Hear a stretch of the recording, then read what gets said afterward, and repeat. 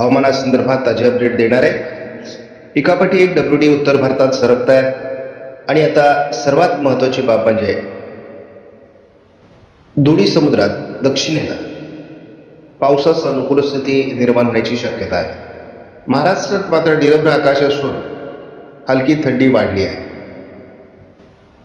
तुमच्या समोर मी हा एक मॅप महाराष्ट्राचा दाखवलेला आहे आणि यामध्ये तुम्ही आश्चर्य बघणार आहात। 1 जानेवारी पासून 12 फेब्रुवारी पर्यंत हे रेकॉर्ड आहे।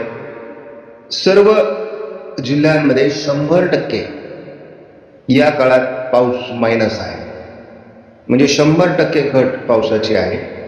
फक्त नागपूर जिल्ह्यामध्ये 98% घट आहे, म्हणजे 2% त्या ठिकाणी पाऊस झाल्याचं दाखवलेलं आहे।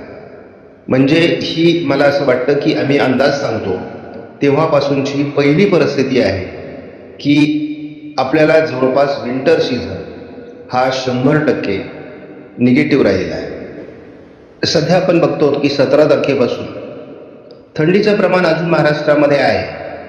उत्तर भारतात थंडी आहे, परंतु या थंडीची लेवल ही 10° पासून 32° पर्यंत आहे। म्हणजेच दुपारचं तापमान हे 30-32 पर्यंत जात आहे। आपण याच्यामध्ये बदल कसा होतोय ते बघतो। 18, 19, 20,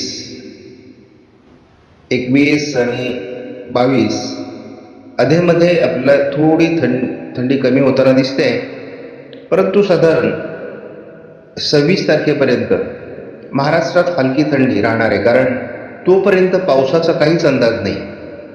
आणि त्यामुळे